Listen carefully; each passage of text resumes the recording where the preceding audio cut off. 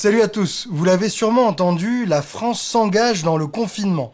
Pour contenir l'épidémie de coronavirus, on va tous devoir passer quelques semaines chez nous sans sortir. Tout ça, ça va nous permettre de sauver des dizaines ou des centaines de milliers de vies. Et à l'écoute de cette rumeur de confinement, on a plein d'amis ici à Paris, plein de potes qui décident de quitter la ville, d'aller dans leur maison de campagne, chez leur tata, chez leur tonton ou on ne sait pas où.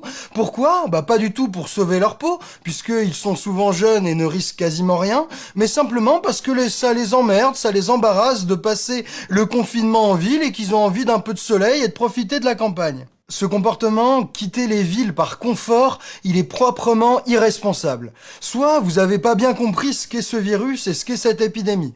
Et dans ce cas-là, pas de souci, dans cette vidéo, on va vous expliquer pourquoi cette décision est une connerie.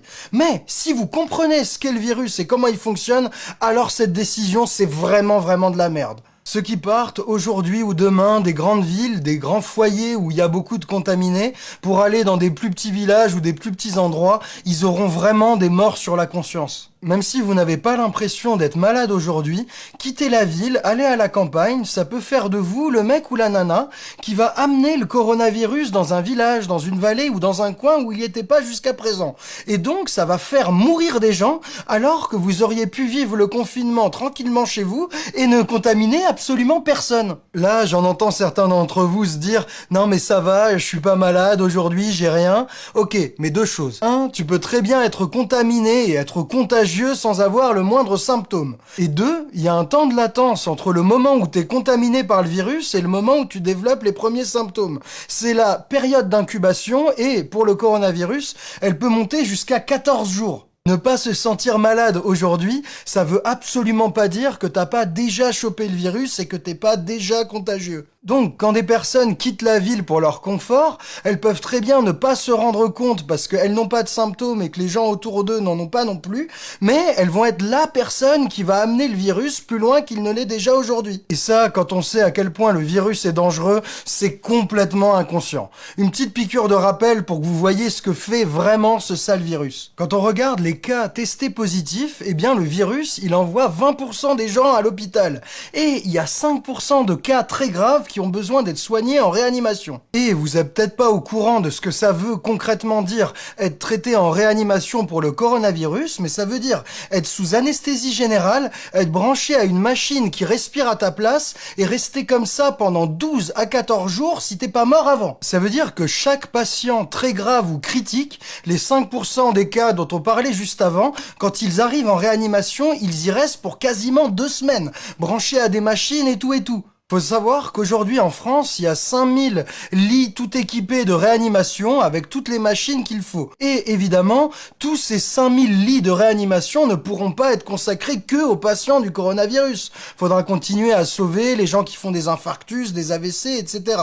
Ça veut dire que, avec l'épidémie, nos 5000 machines de réanimation, ils vont rapidement pas suffire si chacun reste 14 jours branché. Bien sûr, les hôpitaux vont tout faire pour se réorganiser, en poussant un peu, en ramenant des lits de chirurgie, en mettant à disposition les salles de réveil. Ils vont peut-être un peu faire augmenter ce chiffre des 5000, mais ils vont pas faire des miracles. Dans quelques jours ou dans quelques semaines, et ça, tous les spécialistes le prédisent, on va devoir refuser des gens en réanimation. Et ça, c'est grave, hein, ça veut dire qu'on va devoir dire « toi tu vis et toi tu meurs ». Cette situation dramatique, elle est déjà en cours en Italie du Nord et elle commence à arriver aujourd'hui dans le Haut-Rhin. Donc, ce coronavirus, c'est du sérieux. On s'en rend peut-être pas compte aujourd'hui, mais dans 15 jours, vous verrez, tout le monde saura que ce truc tue et est extrêmement dangereux. Bref, casser le confinement parce que bou, j'ai pas envie de rester 3 semaines dans mon appartement, c'est risquer de mettre un gros coup d'accélérateur à l'épidémie. Si vous me croyez pas, réfléchissez. En allant à Saint-Laurent-des-Arbres ou à Knott-le-Zout, vous allez croiser des gens sur la route, vous allez parler à des gens à la gare, et si vous y restez vraiment 3, 4, 5 semaines le temps du confinement, vous allez faire des courses, vous allez forcément croiser des gens et vous serez un risque de leur transmettre potentiellement le virus. Franchement, se barrer de Paris, quitter les villes pour son petit confort, ça devrait être répréhensible. On devrait tous vous le faire payer. En Italie, quand ils ont annoncé le confinement de Milan et de l'Italie du Nord, c'est exactement ce qui s'est passé. Il y a des milliers ou des dizaines de milliers de gens qui ont pris la bagnole, pris le train pour aller ailleurs, dans les montagnes, dans le sud ou je sais pas où, et ils ont tellement disséminé l'épidémie que les autorités, après, ont dû mettre tout le pays en confinement parce que des gens se sont conduits comme des irresponsables.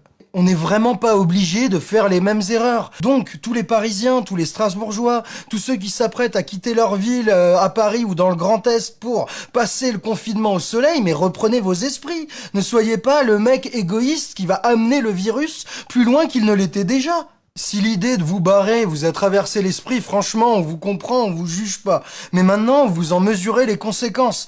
Et si, malgré ça, vous décidez de partir et de prendre la route, eh bien, faudra vous regarder en face. Faudra arriver à regarder votre reflet dans le miroir quand vous verrez les médecins refuser des gens en réanimation et les laisser mourir. Bref, restez chez vous, ne risquez rien, matez des vidéos, réapprenez à lire des livres ou à faire des activités créatives et partagez cette vidéo parce que si vous connaissez des gens à qui ça a traversé l'esprit de prendre la route, de prendre le train pour amener le virus ailleurs, c'est le moment de les avertir pour qu'ils ne fassent pas cette erreur monumentale. D'ailleurs, nous, on va faire pas mal de vidéos sur le coronavirus, on compte informer au maximum sur cette épidémie, du coup, n'hésitez pas à vous abonner à notre chaîne et à cliquer sur la cloche pour avoir les notifications YouTube. Et si vous voulez soutenir notre travail d'information et mater des vidéos qui vous apprendront plein de trucs, n'hésitez pas à vous abonner et à aller voir sur notre site osonscomprendre.com. Mais le plus important, le message de cette vidéo, c'est soyons intelligents, restons solidaires, restons calmes, suivons les consignes et prenons soin des uns des autres.